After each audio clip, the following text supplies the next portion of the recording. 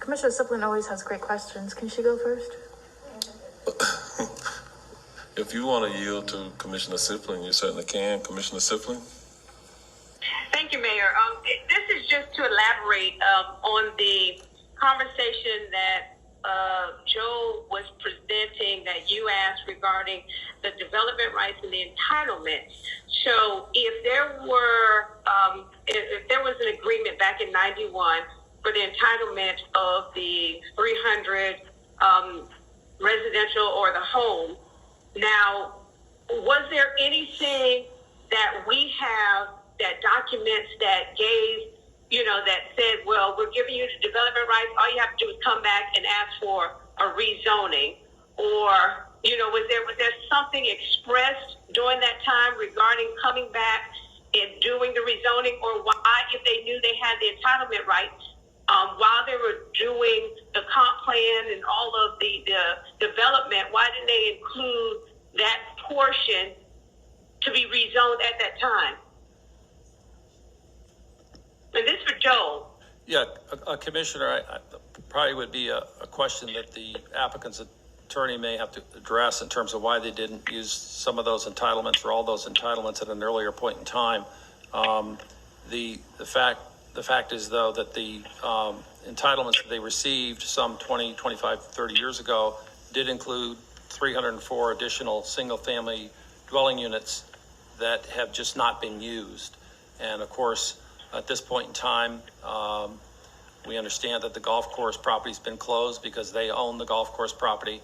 And then under the declaration that was executed and recorded some 30 years ago, they reserve the right, if you will, to change that golf course property, that use, into something else.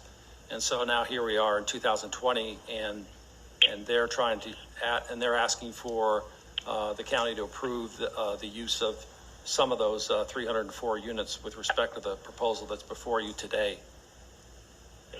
So at this point, if they have the development rights to build 304 single family, but they're saying they want to do 200, can they come back later and try to rezone the 100 and something odd properties or pieces of land and ask that to be rezoned?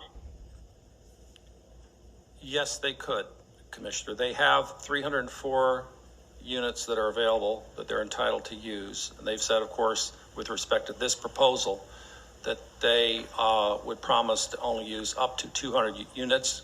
Mr. Testament and Eric Rosh and myself don't really think they could.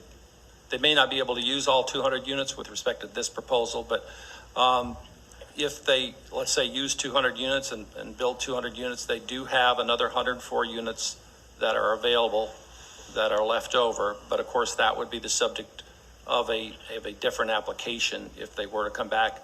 If they were to come back and ask for an additional 104 units. And that, so there is an option if they are approved the 200 and so units, that if we can put a condition that they cannot come back and rezone. Is that an option? Or, legally, can we do that? No, we can't take away those additional 104 units. Basically, what we have to do is deal with what's in front of us today, where they're saying that with respect to this proposal, they're scaling it back from 304 units to up to 200 units. The other thing that might be worth pointing out is that even though they're entitled to 304 units, whatever they're approved for, they still have to be able to make it fit in light of existing laws, ordinances, and regulations. And if they can't, let's say, fit the 200 units or a total of 304 units within the envelope of the PD on the undeveloped lands from start to finish, they can't fit those 304 units, then they can't fit them. So they won't be able to use them. But they do have today, of course, some open areas, including some of these golf holes, where they would like to place some of these, and of course the driving range, where they would like to place some of their homes. So they do have a footprint or two where they can put homes today. Thank Thank you. I think we can probably, hopefully,